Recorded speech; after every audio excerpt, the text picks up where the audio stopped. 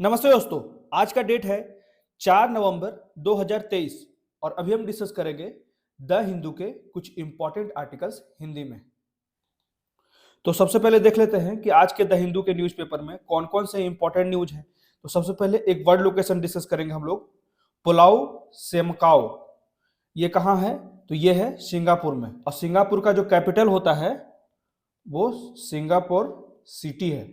ये दोनों चीजें याद रखिएगा मेनली, इसलिए ये इंपॉर्टेंस रखता है। पुलाव सेमाकाओ यहाँ पे जो है जितने भी बेस्ट होते हैं सिंगापुर के, वहां पे लैंड फिलिंग किया जा रहा है। इसका उम्मीद किया जा रहा है कि 2045 तक जो उसके सॉलिड बेस्ट होंगे उसका लैंड फिलिंग करने का क्षमता यहाँ पे रखा जाता है पुलाव सेमाकाओ को। इसको हम लोग मैप में भी देखेंगे कि किस तरह से लैंड फिलिंग होता है, ठीक है। उसके बाद देखते हैं अगला आर्टिकल, प्रतिगामी कदम मतलब कि रेट्रोग्रेड स्टेप। तथ्यों की जांच करने के लिए एक सरकारी पैनल का आलोचकों के खिलाफ दुरुपयोग किया जा सकता है। मतलब कि यहाँ पे ये जो संबंधित है तमिलनाडु सरकार से, ठीक है। मेनली इसके द्वारा बनाया जा रहा है एक फैक्ट चेक यूनिट, याद रखिएगा फैक्ट चेक यूनिट, जिसके द्वारा जितने भी सोशल मीडिया हो गए या फिर जितने भी न्यूज चलाए जाते हैं, न्यूज प्लेटफॉर्म्स हैं, वहां पे राज्य सरकार के विरुद्ध अगर कोई भी गलत सूचना दिया जाता है या दुष्प्रचार किया जाता है तो उसके खिलाफ एक एक्शन लेने के लिए तमिलनाडु सरकार ने फैक्ट चेक यूनिट बनाया है। याद रखिएगा फैक्ट चेक यूनिट। इसको और भी बहुत बेहतर तरीके से पढ़ेंगे अभी आगे विस्तार से। उसके बाद अगला आर्टिकल जो है, the IITs are over committed in crisis. अभी वर्तमान समय में आईआईटी जो है वो क्राइसिस में चल रहा है। तो इसका क्या कारण है? मेनली कहा जाता है कि लगभग 11,000 प्रोफेसर्स की सीट है, जिसमें लगभग 4500 जो प्रोफेसर्स की सीट है वो खाली है। वहीं अभी दो आईआईटी दिल्ली और आईआईटी मद्रास, आईआईटी दिल्ली जो है वो अबू धाबी में एक नया ब्रांच खोल रहा है और आईआईटी मद्रास जो है वो तंजानिया के जानजीवार में एक आईआईटी ब्रांच खोल रहा है। तो वहां पे 70 बच्चों के एडमिशन की पहली साल की रखी गई है, ठीक है। तो यही कहा जा रहा है कि हम जो बाहर जाकर अपने ब्रांचेज को खोलने का तैयारी कर रहे हैं, परंतु वर्तमान समय में जो हमारे भारत के अंदर ही इतनी समस्याएं हैं कि बहुत से जो आईआईटीज हैं जो मेट्रोपॉलिटन सिटी से दूर खोले गए हैं, वहां पे भी बहुत अच्छे क्वालिटी के जो प्रोफेसर्स होते हैं वे जाना नहीं चाहते हैं। उन्हें उतना वेतन नहीं मिलता जितने विदेशों में वेतन मिलता है। तो ये सारी समस्याएं हैं। तो क्या जो आईआईटीज खोली जा रही है विदेशों में, वहां पे इस तरह के इस लेवल के बेहतर प्रोफेसर्स उपलब्ध होंगे? तो इसी से समस्याओं को, सारी चीजों को बताया जा रहा है। जितने भी नए नए युवा हैं वो अगर उच्च पढ़ाई करते हैं, उच्च डिग्री हासिल करते हैं, फिर भी वे चाहते हैं कि साइंस के क्षेत्र में रिसर्च करें या फिर अलग फील्ड में जाना चाहते हैं, कोई भी प्रोफेसर बनने के लिए उतना दिलचस्पी नहीं रखता है या फिर बहुत कम संख्या में लोग पढ़ाना चाहते हैं, ठीक है। इसको हम लोग विस्तार से पढ़ेंगे और भी क्या क्या क्राइसिस चल रही है आईआईटीज में। उसके बाद अगला आर्टिकल जो है वो भारत श्रीलंका के ऋण समाधान पर उसके साथ काम करेगा। निर्मला सीतारमण जो भारत के वित्त मंत्री हैं वो हाल ही में श्रीलंका गई हैं और बोली हैं कि श्रीलंका को हर प्रकार से सहयोग किया जाएगा। वहां पे एक और प्रोग्राम शुरू किया गया है, नाम 200। नाम 200 क्या है? तो मुख्यतः नाम 200 जो है 200 साल पहले जो तमिलियंस माइग्रेट करके गए थे श्रीलंका में, तो उसी के कारण यहाँ पे नाम 200 का ये 200 साल पूरा हो गया है। तो इसी उपलक्ष्य पे नाम 200 प्रोजेक्ट रखा गया है। यहाँ पे 2-3 योजनाएं भी चलाई जा रही है भारत सरकार के द्वारा, जैसे कि मन्नार में एक अंतरग्रिड कनेक्टिविटी, विमानन, उसके बाद बिजली परियोजना, तेल की खोज जैसे अनेक कार्यों में भारत सहयोग कर रहा है। उसके बाद बौद्ध वृक्षों के जो क्षेत्र हैं उसके विकास में भी भारत सहयोग कर रहा है। उसके बाद जो धार्मिक स्थान है उसको सौर विद्युतीकरण करने के लिए भी वित्त पोषण कर रहा है भारत सरकार। इसको भी और अच्छे तरीके से विस्तार से पढ़ेंगे। तो आइए शुरू करते हैं। सबसे पहले देख लेते हैं एक वर्ल्ड लोकेशन जो है पुलाव सेमाकाओ। पुलाव सेमाकाओ जो है वो सिंगापुर के जलडमरू मध्य से दूर है। सिंगापुर के मुख्य द्वीप के दक्षिण में स्थित है।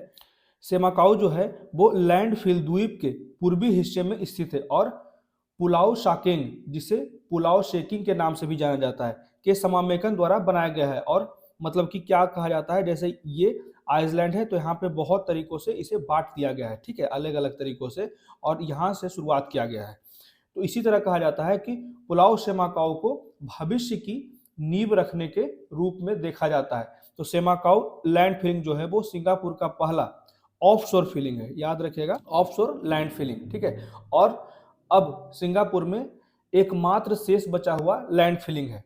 तो इसको हम लोग मैप में देख लेते हैं। जैसे सिंगापुर है तो सिंगापुर का कैपिटल मैंने बता दिया था, सिंगापुर सिटी, याद रखिएगा। इसे रिपब्लिक ऑफ सिंगापुर कहा जाता है। तो इस क्षेत्र में देखिए पुलाव सेमाकाउ है जहां पे लैंड फिलिंग किया जाता है। ये कुछ इंपॉर्टेंट आइलैंड हैं सिंगापुर के, इसे भी याद रख सकते हैं।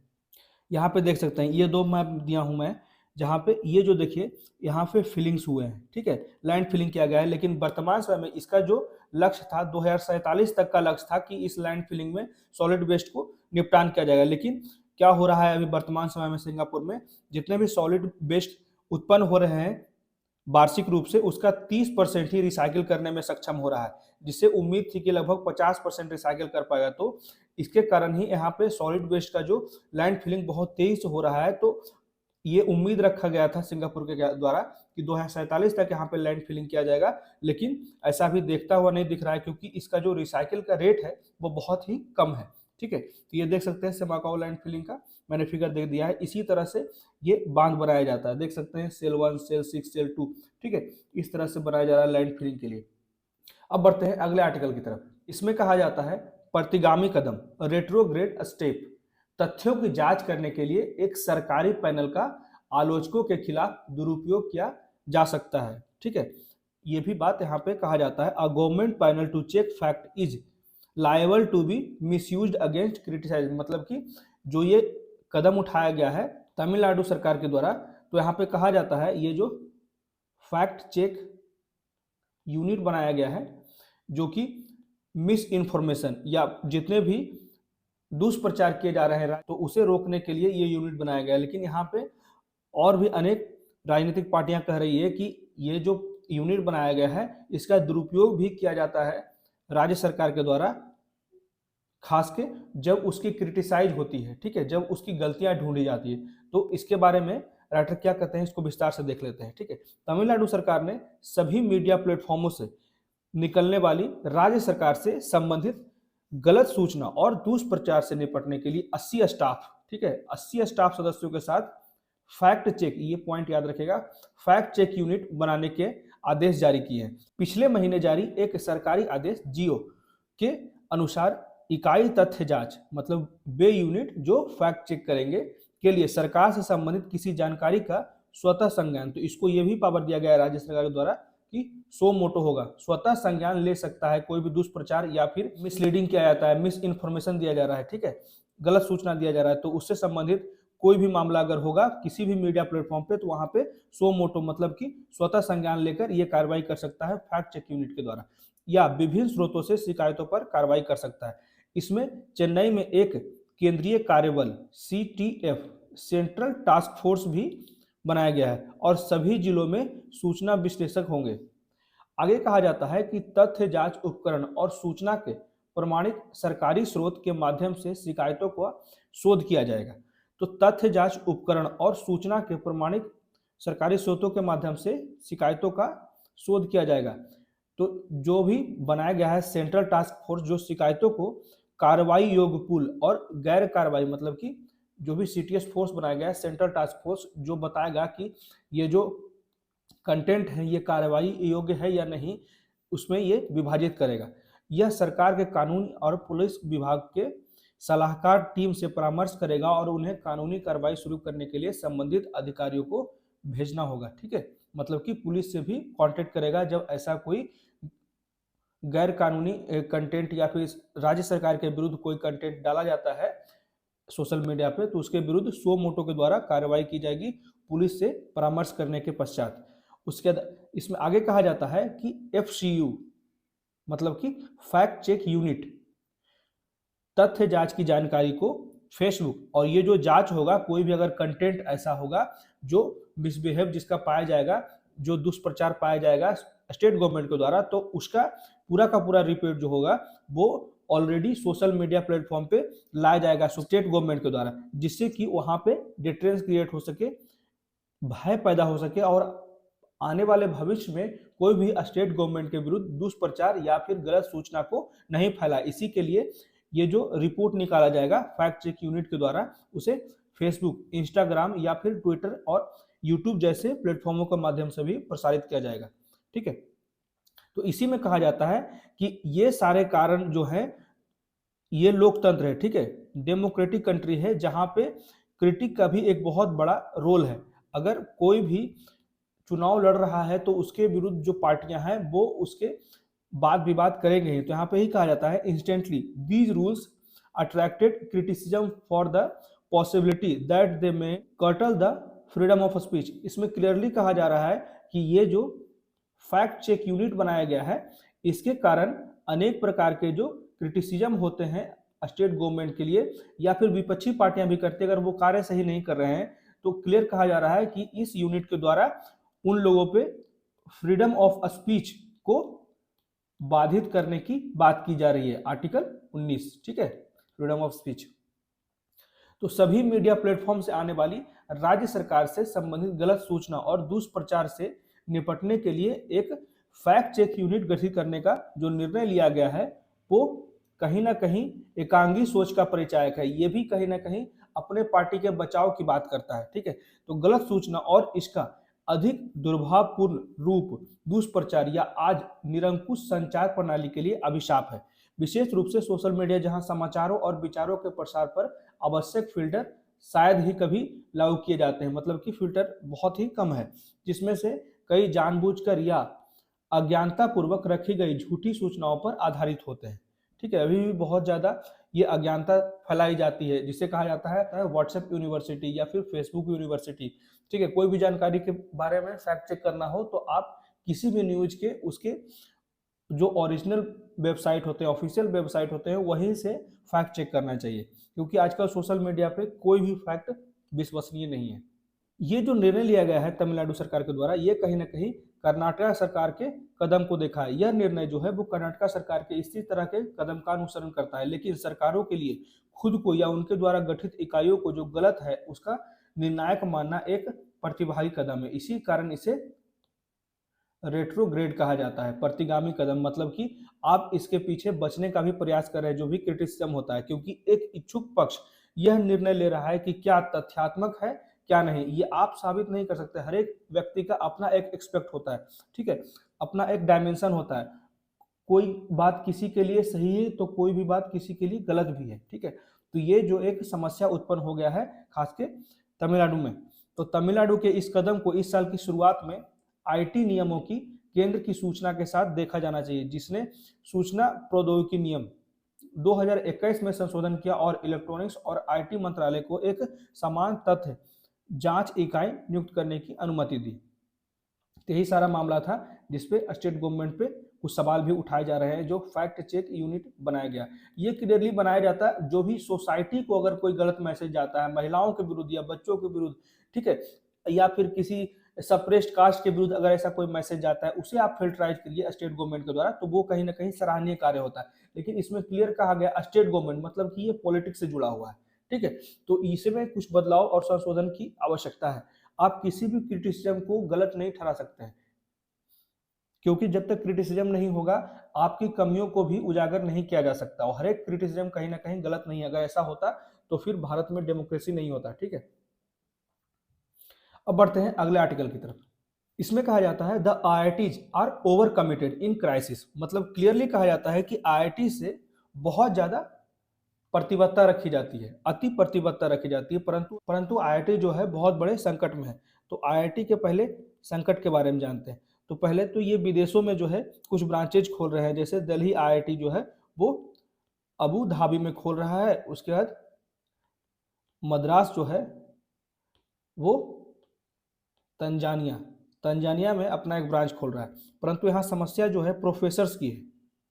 प्रोफेसर जो है, पहले क्या था कि मात्र 6 आईआईटी थे सिर्फ मेट्रोपॉलिटन सिटीज में, लेकिन उसके बाद जो इंक्रीज हुए तो वो कहीं ना कहीं मेट्रोपॉलिटन सिटीज से आगे बढ़ गए, मतलब कि वो छोटे सिटीज में भी आईआईटीज को खोला गया। अब तो वर्तमान समय में सिटीज से बाहर ही बड़े बड़े एरिया में आईआईटीज को खोला जा रहा है। तो समस्याएं ये हो गई कि जितने भी हाई डिग्री के प्रोफेसर्स हैं, बेहतर प्रोफेसर्स हैं, वे नहीं जाना चाहते हैं मेट्रोपॉलिटन सिटी से दूर, ठीक है, क्योंकि और यहाँ पे क्या होता है, प्रोफेसर्स को फॉरेन में बहुत ज़्यादा वेतन का अपॉर्चुनिटी मिलता है, ठीक है। इसके लिए भी यहाँ पे जितने भी हाई डिग्री प्रोफेसर होते हैं वो विदेशों की ओर जाना चाहते हैं, या फिर उन्हें बहुत सी सुविधाएं भी नहीं मिल पाती अगर मेट्रोपॉलिटन सिटीज़ में आईआईटीज़ नहीं है। तो ये कुछ समस्याएं हैं, और इसी के कारण देखा जा सकता है कि वर्तमान समय में जो आईआईटीज़ में लगभग 11,000 प्रोफेसर्स की टोटल वैकेंसीज है, जिसमें लगभग 4,500 वैकेंसीज अभी भी खाली है, ठीक है। तो ये क्लियर दर्शाता है कि कितना बड़ा क्राइसिस है फैकल्टीज के लिए, ठीक है। फैकल्टीज की संख्या लगातार आईआईटीज में कम होती जा रही है, जिसके नए नए उपाय ढूंढने की आवश्यकता है। अब इसको देखते हैं विस्तार से, ठीक है। इसमें कहा जाता है कि आईआईटी को विश्व स्तर पर भारत की उच्च शिक्षा प्रणाली में एक क्राउन ज्वेल मतलब कि मुकुट रत्न के रूप में यहाँ पे कहा जाता है कि अंतर्राष्ट्रीय स्तर पर जानने वाले एकमात्र भारतीय उच्च शिक्षा संस्थान जो है वो आईआईटी है। आईआईटी को ही वैश्विक स्तर पर बहुत ज़्यादा वैल्यू दी जाती है, खासकर उच्च शिक्षा संस्थानों के रूप में।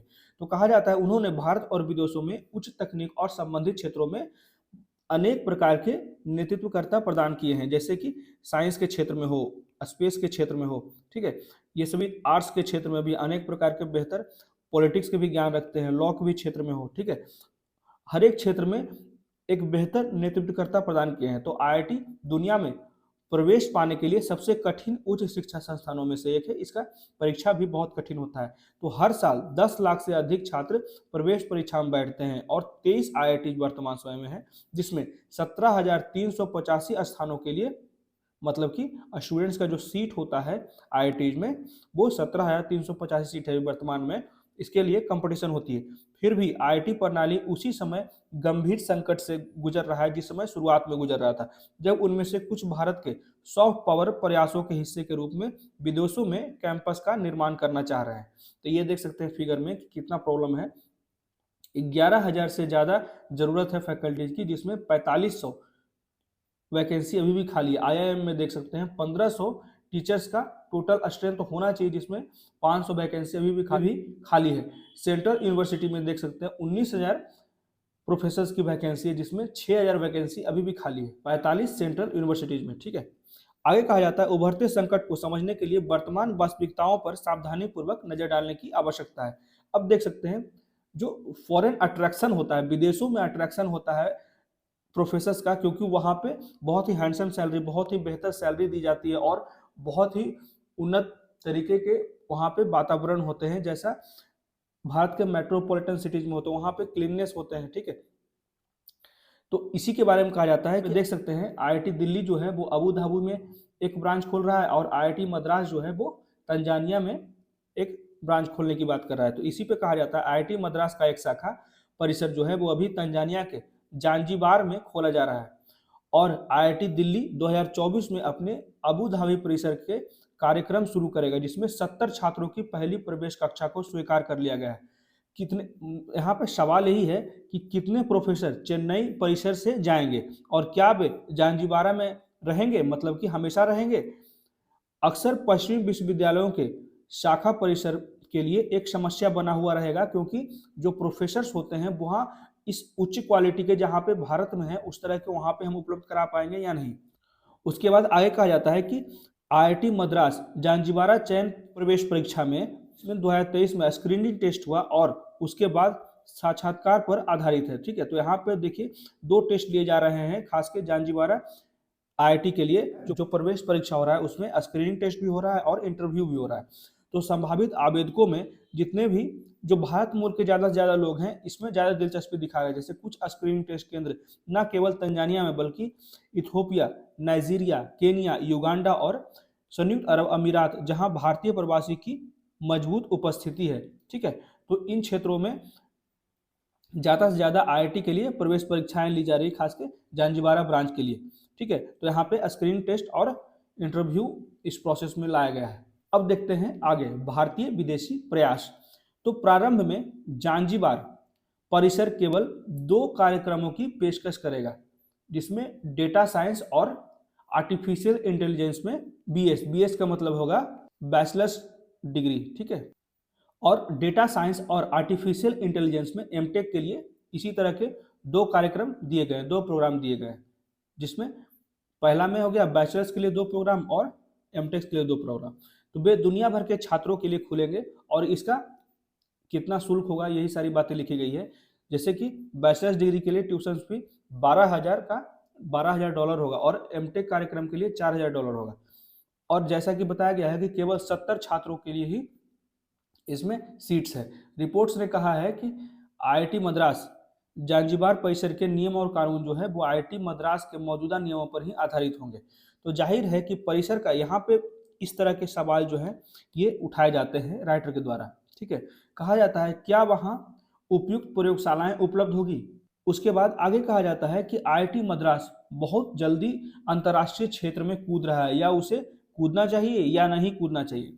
इस साहसिक कार्य के लिए इसकी प्रेरणाएं क्या क्या है, इस तरह का जो अंतर्राष्ट्रीय ब्रांच खोला जा रहा है इसका क्या उद्देश्य है, घरेलू परिसर के लिए धन अर्जित करना क्या।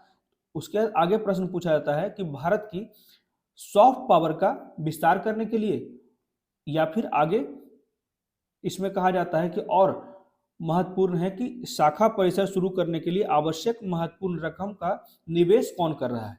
ठीक है, इन्वेस्टमेंट कौन कर रहा है। और निस्संदेह यह और अन्य भारतीय विदेशी प्रयास जो है वो उच्च गुणवत्ता वाले होने चाहिए।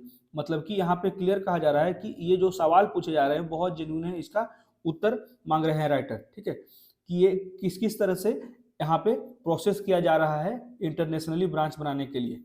तो घर में अत्यधिक विस्तार, यहाँ पे राइटर के द्वारा कहा जाता है कि पहला जो आईआईटी बना वो 1950 में पश्चिम बंगाल के खड़गपुर में स्थापित किया गया था। एक दशक में, मतलब कि अगले 10 वर्षों में 4 और आईआईटी की स्थापना हुई। इसमें से अधिकांश ने शुरुआत करने के लिए संयुक्त राज्य अमेरिका, सोवियत संघ, यूनाइटेड किंगडम और जर्मनी में शीर्ष विदेशी तकनीकी विश्वविद्यालयों के साथ भागीदारी की और उन्होंने जल्द ही उत्कृष्टता और शीर्ष प्रतिष्ठा दोनों हासिल कर ली। उन्होंने सर्वश्रेष्ठ विदेशी विश्वविद्यालय में प्रशिक्षित भारतीयों को काम पर रखा जो राष्ट्रीय विकास में योगदान देने के लिए उत्सुक थे। ठीक है, यहाँ देखिए उन्हीं प्रोफेसर्स को रखा गया जो ऑलरेडी विदेशों में बहुत ही अच्छे पद पे थे, बहुत ही अच्छे प्रोफेसर्स थे। लेकिन उस समय ये छोटे संस्थान थे। ठीक है, उस समय जब 1950-60 के दशक की बात की जा रही है, मूलतः 6 आईआईटी थी जिसमें कुल छात्रों की जो नामांकन होती थी लगभग 20,000 के आसपास होती थी। अब देख लेते हैं 2015 का समय से तुलना किया जा रहा है। तो 2015 के बाद सरकार ने आईआईटी प्रणाली का विस्तार करने का विचार किया। अगले दशक में 7 संस्थानों को जोड़ा गया जिसमें से अधिकांश जो है वो प्रमुख महानगरीय केंद्रों से दूर हो गए। वही मैं बात कर रहा था शुरुआत से कि मेट्रोपॉलिटन सिटी से दूर होने लगे। इस नए आईआईटी को पारंपरिक जो पुराने आईआईटी संस्थान थे उनके उच्च मानक को पूरा करने के लिए अनेक प्रकार के संघर्ष करना पड़ा। अभी भी देख सकते हैं कि जितने भी हर एक साल जो अपडेटेड रैंकिंग आता है आईआईटीज का, उसमें लगभग जो शुरुआत के 6 आईआईटीज थे वही टॉप पे रहते हैं। ठीक है, आगे कहा जाता है कुछ मौजूदा संस्थानों जैसे कि Indian school of mines Dhanbad, जिसे हाल में आईआईटी का दर्जा दिया गया, को अपग्रेड करने के लिए कहा गया, जबकि अन्य जो हैं वो ग्रीनफील्ड स्टार्टअप थे। तो ये भी एक पॉइंट याद रखिएगा, ग्रीनफील्ड स्टार्टअप। तो शीर्ष प्रोफेसर अक्सर अलग थलग स्थानों पे काम करने के इच्छुक नहीं है। ठीक है, मतलब कि जितने भी आईआईटी ओपन हुए हैं मेट्रोपॉलिटन सिटी से दूर, वहां पे उस माहौल में जाना नहीं चाहते हैं जितने भी बहुत ही अच्छे क्वालिटी के जो प्रोफेसर्स हैं। ठीक है, और सर्वश्रेष्ठ छात्र भी और जितने भी अच्छे छात्र हैं जो अच्छे रैंक्स लाए हैं वे भी नहीं चाहते हैं कि मेट्रोपॉलिटन सिटी से दूर के ब्रांचेज में उनका एडमिशन हो। 2021-22 में नए आईआईटी में 361 अंडर ग्रेजुएट, 3083 पोस्ट ग्रेजुएट और 1852 पीएचडी सीटें खाली रह गई। इसी के कारण यहाँ पे इस तरह की सीटें खाली रह जा रही है छात्रों की, क्योंकि जितना विस्तार तो हो रहा है आईआईटी का, परंतु जो शुरुआत के जो आईआईटी थे उनके मेजर्स उस तरह के प्रयोगशाला, ठीक है, उस तरह का इन्वायरमेंट नहीं मिल पा रहा है। तो सबसे पहले उसे आगे बढ़ाने की बात की जा रही है यहाँ पे। इसलिए राइटर कर रहे हैं पहले जो हमारे भारत में जो आईआईटी नए नए बनाए जा रहे हैं उसको उस स्टैंडर्ड पे लाइए, उसके बाद ही हम इंटरनेशनल ब्रांचेज खोले तो ज़्यादा बेहतर होगा। इसी की बात यहाँ पे राइटर के द्वारा की जा रही है। लेकिन सिस्टम कुछ सही कर रहा है, मतलब कि सरकार के द्वारा कहा जा रहा है कि कुछ सही कदम उठाए जा रहे हैं। सभी 23 आईआईटी में नामांकन अब बढ़कर कहाँ उस समय मात्र 20,000 लोगों का एडमिशन होता था, परंतु वर्तमान समय में 23 आईआईटी के खुल जाने के कारण लगभग 1,20,000 से अधिक बच्चों का एडमिशन हो रहा है, जो 2022-23 में 25,237 छात्र स्नातक हो रहे हैं, जो अधिक पहुंच और अवसर का एक स्पष्ट संकेत प्रस्तुत कर रहे हैं। तो प्रोफेसर्स की चुनौतियां जो है इसके बारे में भी पढ़ लेते हैं, ठीक है। जैसे देख सकते हैं यहाँ पे कुछ एग्जांपल्स दिए गए हैं, जैसे आईआईटी गोवा जिसमें कि 62% शॉर्टेज है टीचर्स का, IIT Dharwad 47%, IIT Kharagpur 46%, IIT Kanpur 37%, IIT Delhi 29%, IIT Bombay 27%। तो इतना प्रोफेसर्स का शॉर्टेज है। तो इसी में कहा जाता है कि किसी भी शैक्षणिक संस्थान के केंद्र में प्रोफेसर होते हैं। सबसे ज्यादा आवश्यक तो किसी भी शिक्षण संस्थान के लिए प्रोफेसर होते हैं जो शिक्षा दे रहे हैं, किस तरह से, किस प्रणाली से शिक्षा दे रहे हैं। सर्वोत्तम और प्रतिभाशाली को आकर्षित करना बहुत ही कठिन होता जा रहा है, मतलब कि जो बेहतर प्रोफेसर्स हैं, स्कॉलर प्रोफेसर्स हैं, एक्सपीरियंस्ड हैं, वे ज़्यादा से ज़्यादा जितने भी दूर हैं आईआईटी नए खुले हैं उनमें जाना नहीं चाहते हैं। वेतन जो है वो अंतर्राष्ट्रीय मानकों से ड्रामेटिकली कम है, ठीक है, मतलब कि नाटकीय रूप से बहुत ही कम है अगर विदेशी रूप से तुलना किया जाए। विदेशों में अगर वही प्रोफेसर अगर हाई क्वालिफाइड है, हाई एक्सपीरियंस्ड है, तो उन्हें विदेशों में ज़्यादा वेतन दिया जाएगा, ठीक है। तो उसी में कहा जाता है कि विदेशी प्रशिक्षित भारतीय आमतौर पर अप्रतिस्पर्धी वेतन, अक्सर निम्न कार्य वातावरण, इसी की बात मैंने कह रहा था कि जो भी मेट्रोपॉलिटन सिटी से दूर है, खोले गए भी नए नए आईआईटी, वहाँ पे एक्सपीरियंस्ड और जितने भी अच्छे प्रोफेसर हैं वो जाना नहीं चाहते हैं, क्योंकि यहाँ पे अप्रतिस्पर्धी वेतन, अक्सर निम्न कार्य वातावरण और अधिक शैक्षणिक नौकरशाही, मतलब कि लोकल लोगों का ज़्यादा इन्फ्लुएंस होता है, नेताओं का इन्फ्लुएंस होता है, बड़े बड़े ऑफिसर्स का इन्फ्लुएंस होता है। इसी कारण जो अच्छे प्रोफेसर्स हैं वो दूरस्थ इलाकों में काम नहीं करना चाहते हैं। भले ही आईआईटी जो है बाकी शैक्षणिक प्रणाली की तुलना में बहुत ही कम इन चीज़ों से प्रभावित होता है, परंतु फिर भी कुछ ना कुछ तो प्रभावित होता ही है, पर लौटने के लिए अनिच्छुक है। तो शीर्ष जो है भारतीय प्रतिभाएं तेजी से बढ़ते आईटी क्षेत्र, उभरते बायोटेक और संबंधित क्षेत्रों की ओर आकर्षित हो रहे हैं। जितने भी प्रतिभाशाली छात्र हैं, बड़े बड़े डिग्री होल्डर्स हैं, वे भी लगातार आईटी क्षेत्र की ओर ज़्यादा अट्रैक्ट हो रहे हैं, बायोटेक की ओर ज़्यादा अट्रैक्ट हो रहे हैं, लेकिन वो न कि अकादमियों, मतलब कि प्रोफेसर बनने के लिए।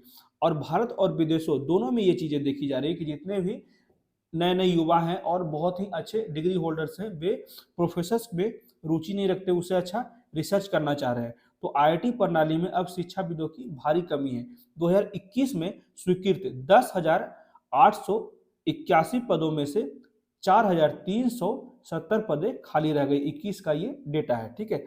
यह कहना अतिशयोक्ति नहीं होगा कि आईआईटी संकट में है। इसी के कारण शुरुआत में ही हेडलाइन में दिया गया कि जितने उम्मीदें हम लोग बहुत ज़्यादा कर रहे हैं आईआईटी से, परंतु वर्तमान समय में जो है प्रोफेसर्स के शॉर्टेज के कारण आईआईटी बहुत बड़े संकट में है।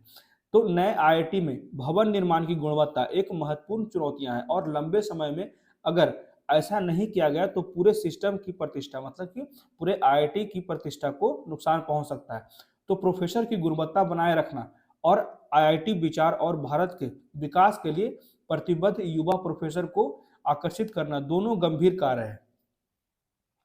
आगे कहा जाता है घरेलू स्तर पर प्रणाली का विस्तार करना एक बुद्धिमान विचार नहीं हो सकता है, और विदेशी शाखा परिसरों का निर्माण अत्यधिक समस्याग्रस्त हो सकता है। यही बात कहा जा रहा है कि हम लोग पहले घरेलू स्तर पे सबसे पहले अपने सिस्टम को इम्प्रूव करें, ज़्यादा से ज़्यादा बेहतर प्रोफेसर्स को लाएं, उसके बाद ही हम विदेशों में अपना शाखा का विस्तार करें। कोई यह सवाल कर सकता है कि क्या किसी परिस्थिति में विदेशी विस्तार एक अच्छा विचार है, लेकिन सिस्टम के सामने आने वाले घरेलू चुनौतियों के संदर्भ में ऐसा विस्तार विशेष रूप से गलत विचारों वाला संकेतित होता है, क्योंकि हमारे घरेलू समस्याएं ही बहुत ज़्यादा है। अब बढ़ते हैं अगले आर्टिकल की तरफ, जिसमें कहा गया है भारत जो है वो श्रीलंका के ऋण समाधान पर उसके साथ काम करेगा।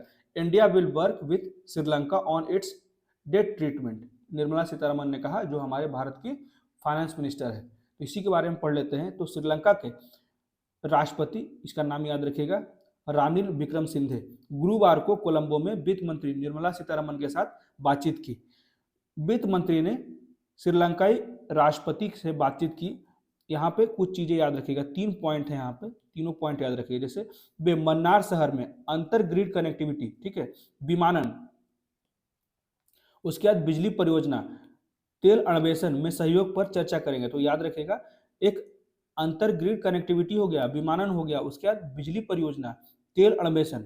अभी वर्तमान में देखा गया है अभी कि जो हम्बनटोटा है, हम्बनटोटा पोर्ट जो है श्रीलंका में, वहाँ पे कुछ चाइनीज लोग इसी तेल अन्वेषण के लिए वहाँ पे रिसर्च कर रहे हैं, ठीक है। तो इसी से चिंतित होकर भारत की फाइनेंस मिनिस्टर वहाँ पे गई है। बौद्ध संबंधों को बढ़ावा देने के लिए भी अनेक प्रकार के सहयोग की बात की जा रही है भारत सरकार के द्वारा कि $15 मिलियन की सहायता पर समझौता ज्ञापन पर आदान प्रदान किया गया।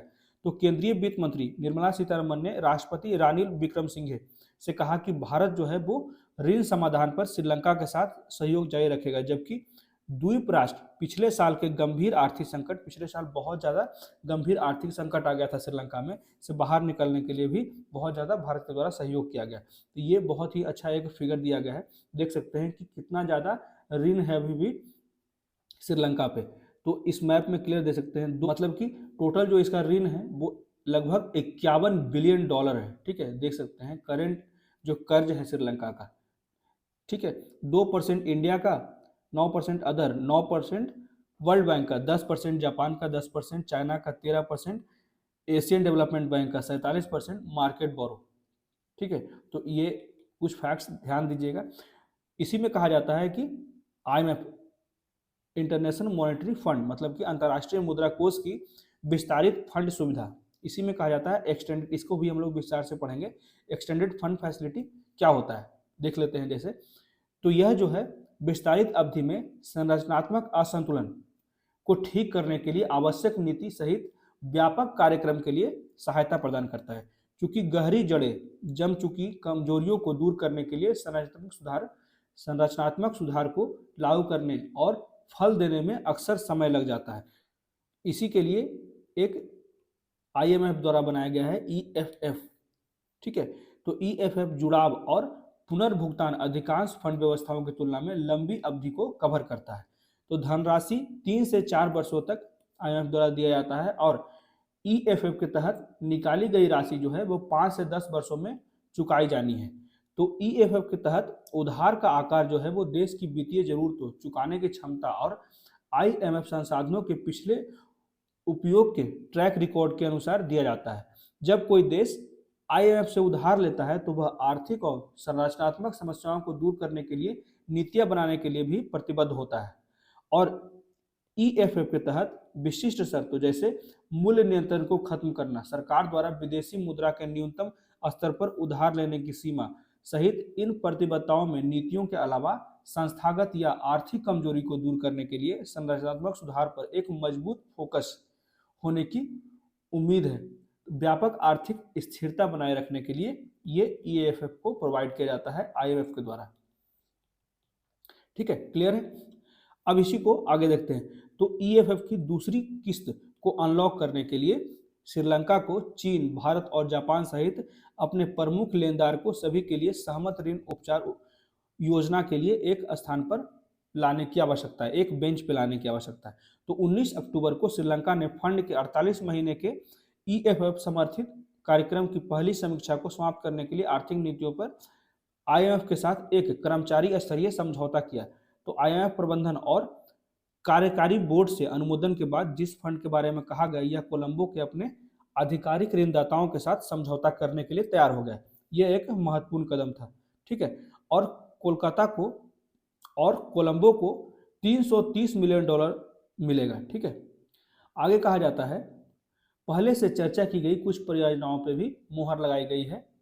जैसे कि पहले से नई परियोजनाएं तो भारत के साथ अभी शुरू नहीं की गई है, लेकिन जो पहले से चर्चा हुई कुछ परियोजनाएं थी भारत और श्रीलंका के बीच में, उस पर कुछ मुहर लगाया गया है जब फाइनेंस मिनिस्टर श्रीलंका गई। तो एक आधिकारिक बयान में कहा गया, इसके अलावा श्रीलंकाई राष्ट्रपति के साथ अपनी चर्चा में सुश्री सीतारमण, मतलब कि फाइनेंस मिनिस्टर, उत्तरी शहर मन्नार में अंतर ग्रिड कनेक्टिविटी, विमानन, बिजली परियोजना, तेल की खोज में सहयोग पर चर्चा की।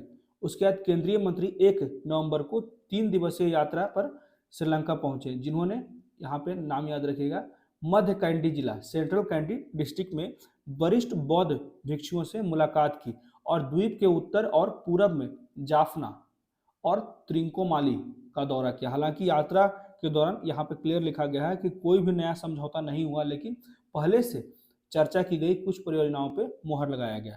तो गुरुवार रात को हुए बैठक के दौरान सीतारमण और श्रीलंका के राष्ट्रपति ने कहा कि देश के बीच बौद्ध संबंधों को बढ़ावा देने के लिए भारत से $15 मिलियन की, जो पहले 10 मिलियन की बात की गई थी, उसे बढ़ाकर भारत सरकार ने $15 मिलियन की अनुदान सहायता पर ज्ञापन को आदान प्रदान करते हुए देखा गया, जिसमें कहा गया है कि धार्मिक स्थानों के सौर विद्युतीकरण के लिए वित्त पोषण किया जाएगा।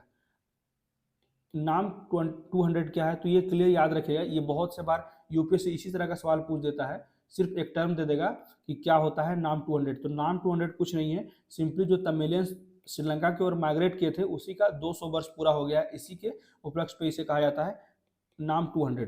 तो गुरुवार को राष्ट्रपति विक्रमसिंघे ने देश की दर्दनाक आर्थिक दुर्घटना के दौरान श्रीलंका को लगभग $4 बिलियन की भारतीय सहायता के लिए प्रधानमंत्री मोदी और फाइनेंस मिनिस्टर को धन्यवाद किया। श्रीलंका के, यही बात है, मलयाहा, ठीक है, श्रीलंका के मलयाहा तमिलों के आगमन के 2 शताब्दियों मतलब 200 साल के उपलक्ष्य में आयोजित नाम 200 कार्यक्रम में बोलते हुए श्री विक्रमसिंघे ने कहा कि अगर हम आज स्थिर हैं तो यह सहायता के कारण, मतलब कि भारत का प्रशंसा किया जा रहा था श्रीलंका के राष्ट्रपति के द्वारा कि अगर हम स्थिर हैं, जैसे पिछले साल जो उनका क्राइसिस था, इकोनॉमिक क्राइसिस चल रहा था, अगर भारत सहायता नहीं करता तो वो अस्थिर नहीं होते, ऐसी बात की जा रही है।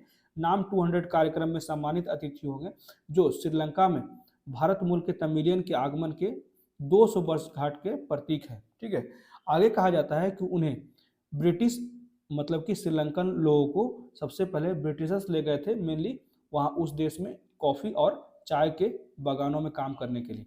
तो वित्त मंत्री ने कहा कि जब श्रीलंका को पिछले साल अभूतपूर्व आर्थिक संकट का सामना करना पड़ा तो भारत ने अपने पड़ोसियों के साथ खड़ा होना अपना कर्तव्य महसूस किया। तो श्रीलंका में हमारे दोस्तों को जिन कठिनाइयों का सामना करना पड़ा है वह हम उन्हें सहन नहीं कर सके हैं। हमारी सरकार और भारत के लोगों ने सामूहिक रूप से काम किया और रिकॉर्ड समय में सहायता प्रदान किया श्रीलंका को। भारतीय अनुदान राशियां जो दी गई, यहाँ पे भी 2-3 पॉइंट है, इसे देख लीजिए, ठीक है।